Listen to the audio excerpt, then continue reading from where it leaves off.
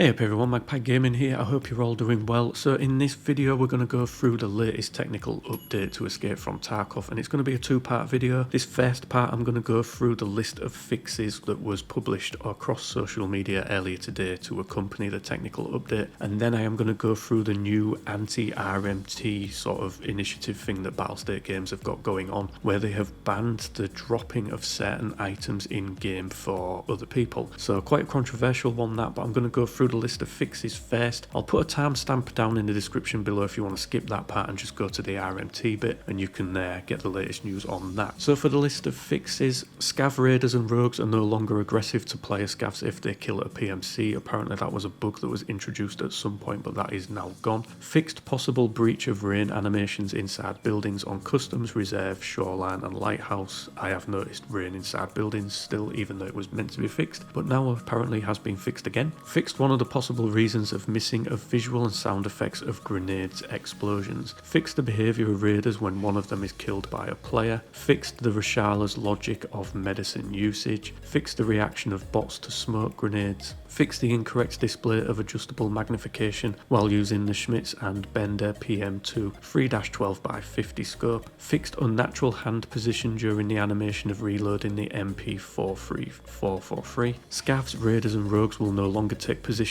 close to players when engaging them. Fixed animation freezes of characters in loading into the raid screen on the character page, in the Ragman service tab and the statistics page after the raid with the Rhino is equipped. Fixed a significant damage reduction when shooting through terror group tarps. So that is the list of fixes done. For me, nothing too greatly significant, but maybe some of these are fixes that you guys have been waiting for, so hopefully something on that list does please you. But as I say, for me, really not that much in it. Moving on to the next bit though, and this wasn't listed in with the patch notes. This was done a little while after. I think it was about 2 hours after the patch had dropped. People started to notice things in raid. Danex put some screen captures up of things that he'd found he could no longer ensure or couldn't drop. When he was trying to drop them in raid, he was getting a warning, and then the following post was put out by Battlestate Games, and I'm just going to read through the post and then we'll go through the items afterwards. So this is their new anti-RMT feature. So they say some of the specific items without the found in raid status will receive a new property. In an attempt to discard these items in a raid, they will be destroyed. In other words, if you take the specific item from the list below to the raid in advance and attempt to give it to other players, then in the process of discarding it, they will be destroyed. This change is intended to combat RMT and boosting. When attempting to drop a restricted item, a warning dialog box will appear with the text warning: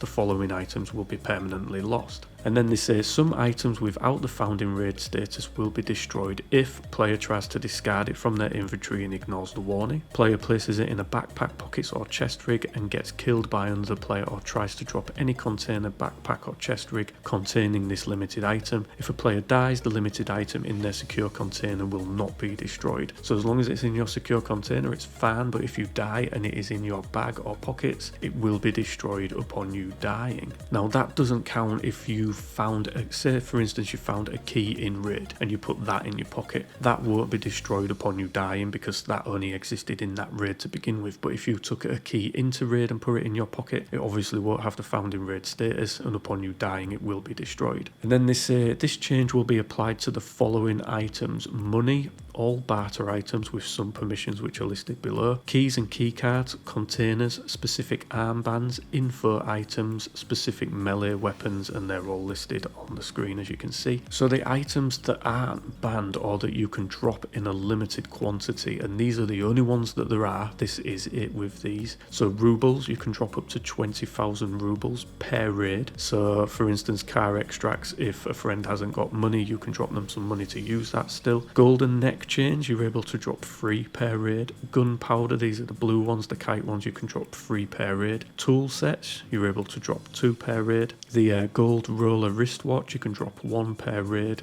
a paracord, 1 per raid, the silicon tubes, you can do 1 per raid, and all injectors, so the Abdolabos, morphine and all those, you can drop 1 of those per raid. Everything else is banned for dropping in raid. So yeah, there is a link in the description below to a Google Docs that Logical Solutions has put together, and that basically shows you everything that is banned, but pretty much what is on screen right now is all you can drop in those quantities. Reading the comments section online, this is a very, very controversial one. A lot of people not happy with this and a lot of people quite happy with it. So it's a 50-50 split from what I can see at the moment, but what I'm seeing across social media is a lot of people saying, you know, you're killing your game, this is a bad move, but not really giving any examples as to why this is a bad move. There are some examples out there though, so for instance, streamers like to do giveaways in games. This is going to really restrict that to the point where they're not going to be able to do it anymore unless they're giving away 1 of those items that is allowed in limited quantity, but to be honest, none of them are really worth anything, so that it becomes pointless. So it's going to stop that. Obviously helping friends out a lot is going to stop now. You're not going to be able to take maybe a piece of armor in for a friend or a weapon in for a friend. They're not going to be able to take that anymore. So for instance, if you die in a raid and you manage to get your friend's gun out, you're not going to be able to drop that for them anymore. That's my understanding of this, so it becomes useless trying to get people's stuff out of raid. You're better off just hiding it for them. So yeah, a controversial one, this one. My personal opinion on it is that I think it's a good move. In the 400 or so raids that I have done this wipe, I have only dropped a few items for the friends that I game with. These have included meds and money for the car extracts. I haven't really dropped any other things. So I can understand that people do like to bring stuff in for people and it's going to stop them doing that. But on the whole, if it really does hit these RMT people in the, you know,